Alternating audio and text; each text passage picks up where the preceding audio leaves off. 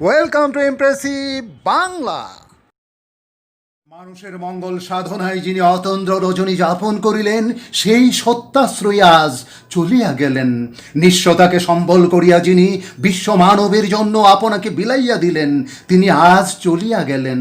সাধনার পথে শত্রুর আঘাতকে যিনি অম্লান বদনে সহিলেন, হায় সেই দয়ার নবী মানুষের মঙ্গল বহিয়া আনিবার অপরাধে প্রস্তর ঘায়ে যাহার দাঁত ভাঙ্গিয়াছিল, প্রশস্ত ললাট রুধিরাক্ত হইয়াছিল, আর সেই আহত জর্জরিত মুমূর্ষ দশাতেও যিনি শত্রুকে প্রেম ভরে আশীর্বাদ করিয়াছিলেন, তিনি আজ জীবন নদীর ওপারে চলিয়া গেলেন। দুই বেলা পূর্ণধর আহারও যাহার ভাগ্যে হয় নাই, ত্যাগ ও তিতিক্ষার মূর্ত প্রকাশ মহানবী আজ চলিয়া গেলেন। বিবি আয়েশার মর্ম ছেঁড়া এই বিলাপ সমস্ত মানুষের, সমস্ত বিশ্বের। স্বাগত জানাচ্ছি প্রখ্যাত বাঙালি মুসলমান সাংবাদিক, প্রাবন্ধিক, মননশীল লেখক মোহাম্মদ ওয়াজেদ আলী রচিত মানুষ মোহাম্মদ সাল্লাল্লাহু আলাইহি ওয়াসাল্লাম প্রবন্ধে। আজকে উপস্থাপিত হবে প্রবন্ধটির মূল পাঠের সর্বশেষ সপ্তম পর্ব। যথারীতি থাকছে আজকে মূল পাঠ, আলোচনা, কঠিন কঠিন শব্দের শব্দার্থ ও টিকা, এবং সবশেষে অনুশীলনমূলক সৃজনশীল প্রশ্ন। শুরু করা যাক তাহলে আজকের পাঠ। মানুষ মোহাম্মদ সাল্লাল্লাহু আলাইহি ওয়াসাল্লাম, মোহাম্মদ ওয়াজেদ আলী। অনাত্মীয় পরিপার্শ্বের মধ্যেও নিবিড় নির্বিচার ভক্তি, শ্রদ্ধা, স্বীকৃতি ও আনুগত্য তিনি বড় অল্প পান নাই। লেখক ইতিপূর্বে বলেছেন, নবীজির জীবনের সুমহান আদর্শের নানা দিক, পৃথিবীর সর্বশ্রেষ্ঠ মানুষের সর্বশ্রেষ্ঠতম আদর্শের যে প্রতিভূ পুরুষ, সর্বশেষ নবী হজরত মুহাম্মদ মুস্তাফা সাল্লাল্লাহু আলাইহি ওয়াসাল্লামের নানাবিধ গুণাবলী, তার আদর্শের মাধুর্য নানা শৈল্পিক শব্দচয়নের ভেতর দিয়ে, লেখক চমৎকারিত্বের ভেতর দিয়ে উপস্থাপন করেছেন। আর আজকের সর্বশেষ এই মূল পাঠের এখানে শুরুতেই লেখক যা বোঝাতে চেয়েছেন যে অনাত্মীয় পরিপার্শ্বের মধ্যেও নির্বিচার ভক্তি, শ্রদ্ধা, স্বীকৃতি ও আনুগত্য তিনি বড় অল্প পান নাই। এখানে অনাত্মীয় পরিপার্শ্ব বলতে সেই মক্কার জীবনেও দেখিয়েছেন তার যারা ছিল বংশধর, কিন্তু তাদের অধিকাংশই ছিল অমুসলমান, যাদের কাছ থেকে তিনি সম্মানের বদলে লাঞ্ছিত, অপমানিত, অত্যাচারিত হয়েছিলেন।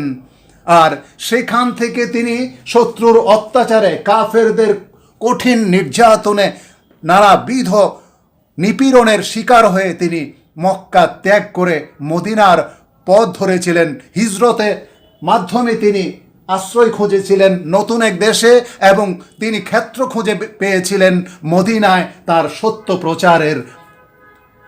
আর যেদিন তিনি হিজরত করে মক্কায় কাফেরদের অত্যাচারে তিনি টিকতে পারেননি, সেখান থেকে যখন মদিনায় গেলেন, মদিনার সেই ছোট ছোট শিশুরা সেই বড় মানুষদের আশীর্বাদ পুষ্ট হয়ে তারা তখন নবীজিকে স্বাগত জানাচ্ছিল সালাম বলে বলে, আশরাকাল বাদ্রু আলাইনা মিন সানিয়াতিল বিদা। আজ মদিনার আকাশে দ্বিতীয়ার চাঁদ উদিত হয়েছে। আমরা জানি আকাশে দ্বিতীয়ার চাঁদ যে ফালিশ সফেদ আলুর বিচ্ছুরণ ঘটায় সারা দুনিয়া জুড়ে, তেমনি নবীজির মাধুর্য, রূপ মাধুরী, তার আচার আচরণ, ব্যবহারের সৌন্দর্যে মুগ্ধ হয়েছিল সেই মদিনার সমাজ, মদিনার মানুষেরা। কাজেই লেখক বলছেন যে মক্কার যেমন অনাত্মীয় পরিবেশ, সেই মদিনায়ও ছিল অচেনা লোকদের অবস্থিতি। তারপরও সেখানে ভক্তি, শ্রদ্ধা, স্বীকৃতি, আনুগত্য একেবারে কম পাননি। মক্কায় তিনি নিগৃহীত হয়েছেন, প্রত্যাখ্যাত হয়েছেন অনেকাংশে, কিন্তু মদিনার আকাশ, মদিনার বাতাস, মদিনার পরিবেশ, মদিনার মদিনার আলো বাতাস, সেখানকার মানুষজন তাকে মন ভরে গ্রহণ করেছিল। শত শত বরং সহস্র সহস্র মুসলিম তাহার ব্যক্তিগত পারিবারিক সুখ স্বাচ্ছন্দ্যের উপকরণ সংগ্রহ করিয়া দিতে সর্বদা শুধু ইচ্ছুক নয়, সমুৎসুক ছিল।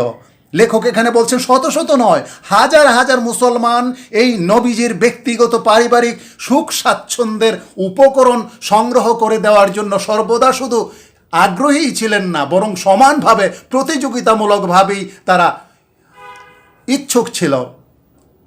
কিন্তু হযরত আপনাকে 10 জন মানুষের মধ্যে একজন গণনা করিলেন। তিনি যে একেবারে আলাদা অনন্য এক মানুষ, শ্রেষ্ঠতম মর্যাদার অধিকারী রাসূল, কিন্তু তার অন্তরে সেই অনন্যতার গৌরব মুহূর্তের জন্য সেখানে জাগরিত হয়নি। তিনি নিজেকে সাধারণ মানুষের ওই একজন হিসাবে গণ্য করতেন। এই কারণেই তিনি মানুষের প্রিয় হয়েছিলেন, মানুষের ভালোবাসা শ্রদ্ধায় সিক্ত হয়েছিলেন।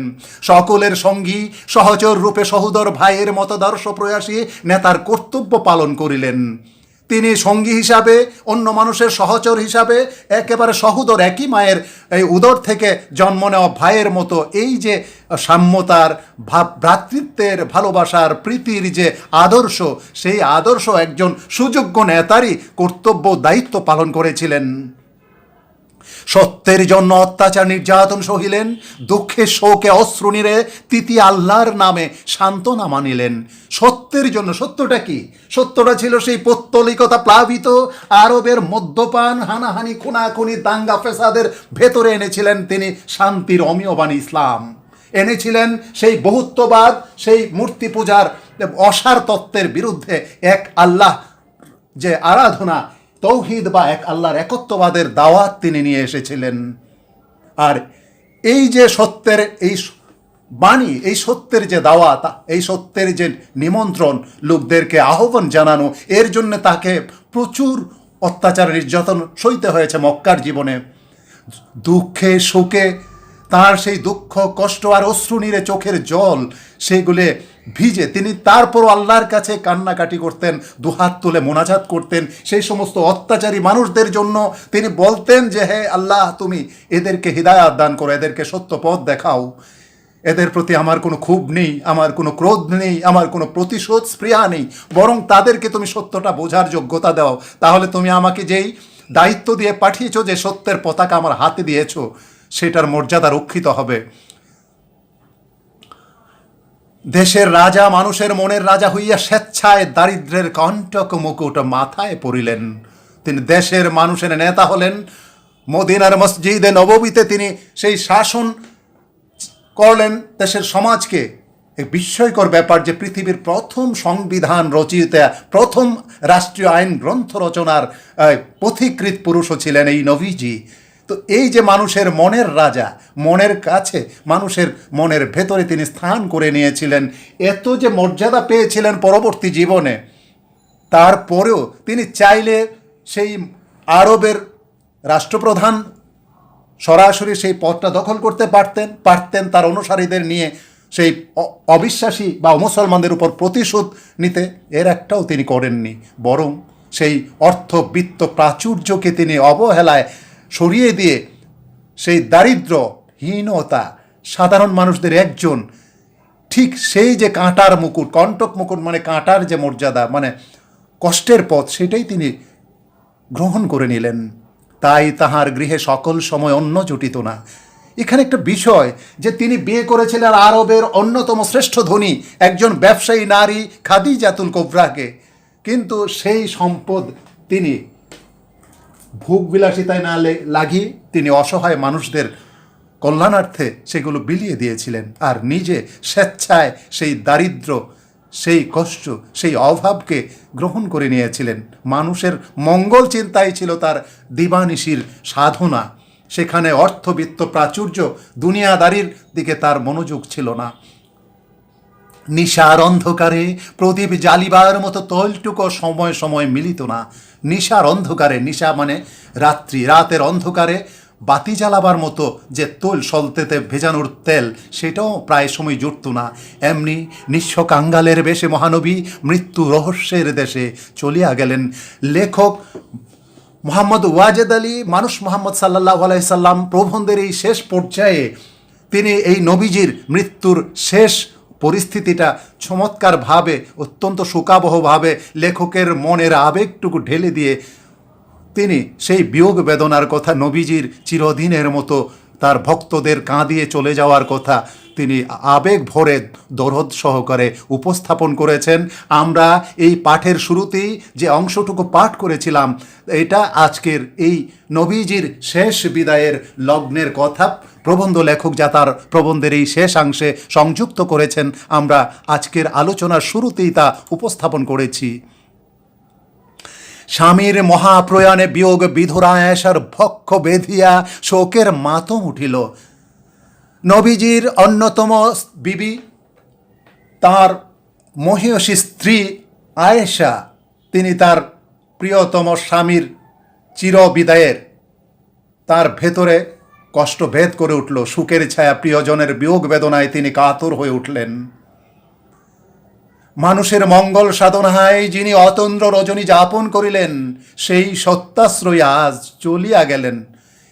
এখানে বিবি আয়েশার যে আবেগ, তার যে বেদনা, তার দীর্ঘকালের সহচর, সত্যের সাধক, সত্যের আহ্বানকারী, সত্যপথের পথিকৃৎ, ইসলামের সুমহান শান্তির বাণীবাহক, তিনি চলে গেলেন। এখানে আয়েশার বুক ভেদ করে সেই কান্নার মাতম, শোকের আবহ, বেদনা যেন সেপে উঠছিল তখনও। আর তিনি তার আবেগগুলো প্রকাশ করছিলেন এভাবে, যেটা লেখকের ভাষ্যে পরিস্ফুট হয়েছে। নিঃস্বতাকে সম্বল করিয়া যিনি বিশ্ব মানবের জন্য আপনাকে বিলাইয়া দিলেন, তিনি আজ চলিয়া গেলেন।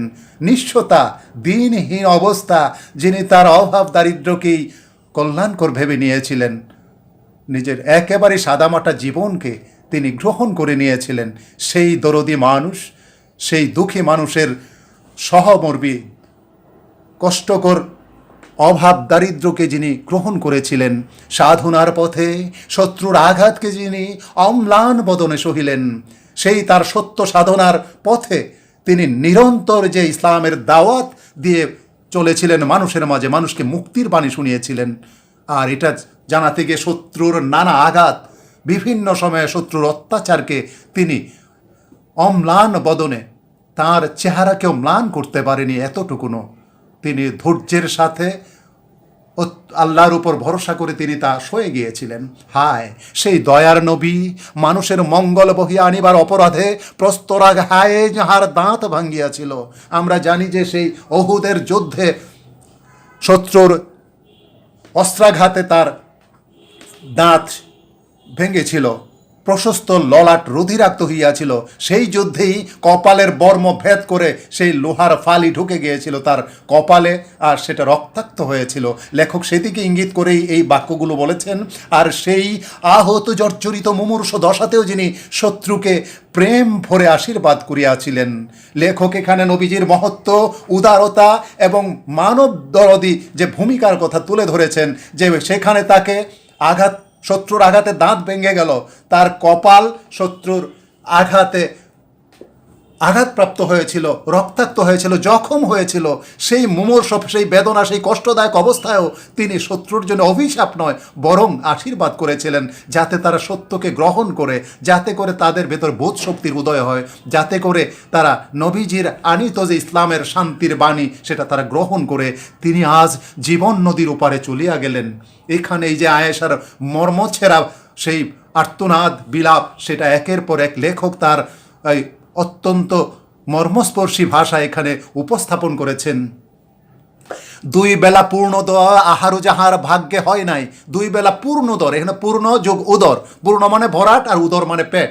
দুই বেলা পেট ভরে খাওয়াও যার ভাগ্যে হতো না, একবার খেতে পারতেন তো আরেকবার খাওয়া জুটতো না, কিন্তু সেদিকে তার খুব আক্ষেপ ছিল না।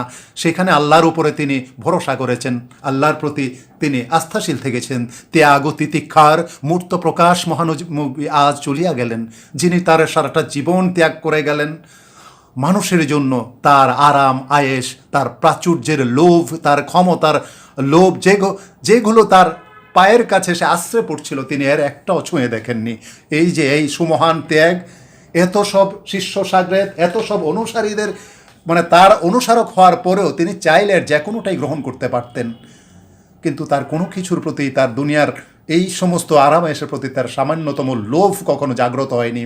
বিবি আয়েশার মর্মছেঁড়া এই বিলাপ সমস্ত মানুষের, সমগ্র বিশ্বের, লেখক এখানে বলছেন বিবি আয়েশা যে তার প্রিয়জন বিয়োগের বেদনায়, অর্থাৎ তার প্রিয়তম স্বামীর বেদনায়, শুধু স্বামী নন, তিনি বিশ্ব মানবতার মহান নবী, সমস্ত মানব জাতির শ্রেষ্ঠতম নেতা, তার চিরবিদায়ে আয়েশা একদিকে তিনি তার ব্যক্তিগত জীবনের, আরেক দিকে ইসলামের আদর্শের যে মহান বার্তাবাহকের বিয়োগ বেদনায় তিনি যে আর্তনাদ করছিলেন, এই আর্তনাদ, এই বিলাপ, এই কান্না, এই অশ্রু সমগ্র মানব সভ্যতার, সমগ্র বিশ্বের, শুধু সত্য সাধনায় নয়, শুধু ঊর্ধ্ব লোকচারী মহাব্রতির তত্ত্বানুসন্ধানে নয়, শুধুমাত্র সত্যের সাধনা নয়, শুধুমাত্র ঊর্ধ্ব লোকাচারী, ঊর্ধ্বলোক বলতে বোঝাচ্ছেন যে স্বর্গলোক বা বেহেশতের জগৎ, যেটার জন্য মুসলমান সমাজ আল্লাহর ইবাদত বন্দিগি করে থাকে, যে মৃত্যুর পর যে জগৎ আছে, মৃত্যুর পর যে জীবন আছে, সেখানে যাতে আল্লাহর কাছে সারা জীবনের যে গুনাহ-খাত আছে তা মাফ করে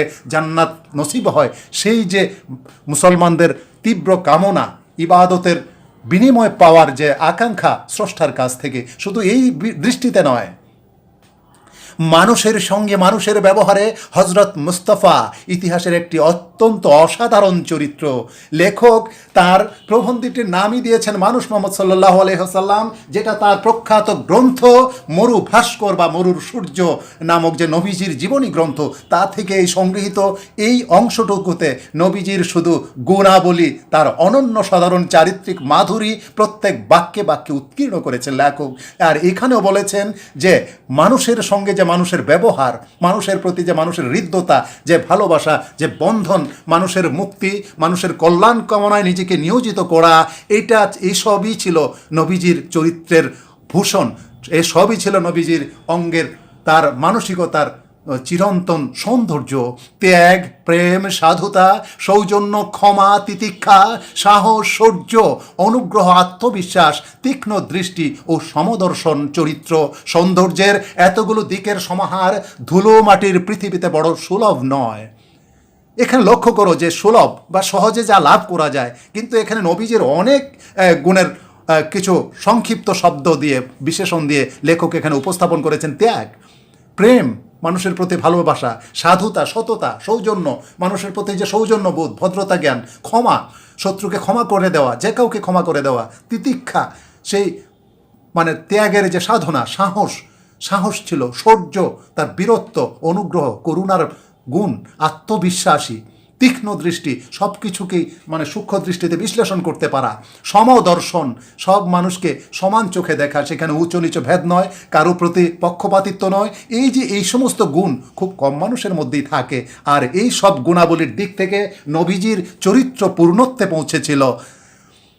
আর এটা এই ধুলোমাটির পৃথিবীতে খুব সহজসাধ্য নয়, খুব সুলভ নয়, সহজে পাওয়া যায় না। এই পাওয়া যাওয়ার মধ্যেই নবী মুহাম্মদ মুস্তাফা সাল্লাল্লাহু আলাইহি ওয়াসাল্লামের মতো এরকম বিরল মহামানবের মধ্যেই সেটা পরিপূর্ণরূপে বিরাজমান ছিল। আর এই জন্যই লেখক আজকের প্রবন্ধের মূল পাঠে সমাপ্তি ঘটাচ্ছেন এই বাক্যের মাধ্যমে যে, তাই মানুষের একজন হইয়াও তিনি দুর্লভ, আমাদের অতি আপনজন হইয়াও তিনি অনুকরণীয়, বরণীয়। আর তার এই যে চারিত্রিক পূর্ণত্বের কারণেই, তার এই অনন্য সাধারণ গুণাবলীর ধারক হিসাবে তিনি আমাদের ভেতরে সাধারণ মানুষের একজন হয়ে, রক্ত মাংসের, হাত পা চোখ নাক কানের একজন মানুষ হয়েও তিনি দুর্লভ মানে যা সহজে পাওয়া যায় না। তো সহজে পাওয়া যায় না কারণ নবীজি তো আর আসবেন না, তিনি সর্বশ্রেষ্ঠ মহানবী সাল্লাল্লাহু আলাইহি ওয়াসাল্লাম। কাজে তার গুণাবলীর শ্রেষ্ঠত্বে, আদর্শের মহিমায় সত্যি তিনি অনন্য, তার দ্বিতীয় কোনো উদাহরণ পৃথিবীতে আর নেই। আমাদের অতি আপনজন হইয়াও তিনি অনুকরণীয়, বরণীয়, আমাদের অত্যন্ত ঘনিষ্ঠজন, আত্মার আত্মীয় হওয়ার কারণে তিনি চিরকালের জন্য আমাদের অনুসরণযোগ্য, তার আদর্শ অনুকরণ করার মতো, আর তাকে শ্রদ্ধায়, ভালোবাসায়, অত্যন্ত সম্মানের সাথে তিনি আমাদের কাছে চিরকালের বরণীয় চরিত্র। সুপ্রিয় শিক্ষার্থীরা, মানুষ মুহাম্মদ সাল্লাল্লাহু আলাইহি ওয়াসাল্লাম প্রবন্ধের মূল পাঠের আজকে আমরা শেষ পর্ব উপস্থাপন করছি। এতক্ষণ বিস্তারিত আলোচনায় আশা করি তোমাদের এই প্রবন্ধের যে মূল বক্তব্যের শেষ অংশ যথেষ্ট উত্তম রূপে বোধগম্য হয়েছে। আর যদি কোথাও অস্পষ্টতা থাকে ভিডিওটি একাধিকবার দেখবে, দেখে আশা করি তোমাদের বাকি অস্পষ্টতাও কেটে যাবে। আজকের প্রবন্ধের আলোচনার ভেতরে যে সমস্ত বাক্য শব্দ প্রয়োগ হয়েছে তার ভেতর থেকে আমরা কিছু কঠিন কিংবা তোমাদের কাছে খানিকটা অচেনা কিংবা অর্ধচেনা কিছু শব্দ এখানে তুলে ধরছি, অর্থ এবং টিকাসহ। সমোৎসুক, সমানভাবে আগ্রহী, প্রয়াসী, চেষ্টাকারী, অশ্রুনীর, চোখের পানি, তিতিয়া ভিজে সিক্ত হয়ে, কণ্টক, কাঁটা, নিশা, রাত্রি। আয়েশা রাদিয়াল্লাহু আনহা, হজরত আবু বকর রাদিয়াল্লাহু আনহু এর কন্যা, রসুল্লাহ সাল্লাল্লাহু আলাইহি ওয়াসাল্লামের অন্যতম সহধর্মিণী, বিদুষী নারী, বিয়োগ বিধুরা, বিয়োগে শোকাকুল, অতন্দ্র, নিদ্রাহীন, অম্লান, অমলিন, ললাট, কপাল, রুধিরাক্ত, রক্তে রঞ্জিত, মুমূর্ষু, মরণাপন্ন, পূর্ণদর, ভর পেটে, মহাব্রতী, মহাসাধক, তিতিক্ষা, ত্যাগ, শৌর্য, বীরত্ব, সমদর্শন, সমানভাবে দেখা, সুলভ, যা সহজে লাভ করা যায়, দুর্লভ, যা সহজে লাভ করা যায় না, বরণীয়, সম্মানের সাথে গ্রহণযোগ্য। সুপ্রিয় শিক্ষার্থীরা, তোমরা এতক্ষণ ধৈর্য ধরে আমাদের আজকের পাঠ শুনেছ, আর মনোযোগ দিয়ে শুনে থাকলে এর যে বিষয়বস্তু অত্যন্ত ভালোভাবে হৃদয়ঙ্গম হয়েছে এটা আমরা আশা করতে পারি। আর তারই আলোকে তোমাদের অনুশীলন করার জন্য একটি সৃজনশীল প্রশ্ন এখানে উপস্থাপন করছি, তা নিজেরা উত্তরগুলো দেওয়ার চেষ্টা করবে। উদ্দীপকটি পড়ে নিচের প্রশ্নগুলোর উত্তর দাও। আলতাফ আর হারুন একই অফিসে চাকুরি করেন। আলতাফ প্রায় বড় কর্তার কানে বিষ ঢেলে হারুনের অনিষ্ট করতে চেষ্টা করেন। একদিন তিনি দুর্ঘটনার শিকার হয়ে হাসপাতালের বেডে কাতরাতে থাকলে হারুন তাকে রক্ত দিয়ে বাঁচাতে সাহায্য করেন। ক, নবীজি সাল্লাল্লাহু আলাইহি ওয়াসাল্লাম কিসের জন্য অত্যাচার নির্যাতন সইলেন? খ, মহানবী সাল্লাল্লাহু আলাইহি ওয়াসাল্লাম কেন স্বেচ্ছায় দারিদ্র্যের কণ্টক মুকুট পরিধান করলেন? গ, উদ্দীপকের হারুনের মাঝে নবীজি সাল্লাল্লাহু আলাইহি ওয়াসাল্লামের কোন গুণটি প্রতিফলিত হয়েছে? অধিকতর আদর্শ মানুষ হতে হলে নবীজি সাল্লাল্লাহু আলাইহি ওয়াসাল্লামের আর কোন গুণগুলোর অনুসরণ জরুরি? ঘ, আমাদের অতি আপনজন হইয়াও তিনি অনুকরণীয়, বরণীয় কেন, কিভাবে? সুপ্রিয় শিক্ষার্থীরা, এতক্ষণ ধৈর্য ধরে আমাদের আজকের ক্লাসটি উপভোগ করার জন্য, আজকের ক্লাসটি শোনার জন্য তোমাদের সবাইকে ধন্যবাদ জানাচ্ছি। আর পাশাপাশি যারা এখন পর্যন্ত আমাদের ইমপ্রেসিভ বাংলা ইউটিউব চ্যানেলটি সাবস্ক্রাইব করোনি, এখনই সাবস্ক্রাইব করো। আর নতুন ভিডিওর নোটিশ পেতে পাশের বেল আইকনটিতে প্রেস করো, লাইক, শেয়ার, কমেন্ট করো। সবার অনেক অনেক শুভকামনা জানিয়ে এখানেই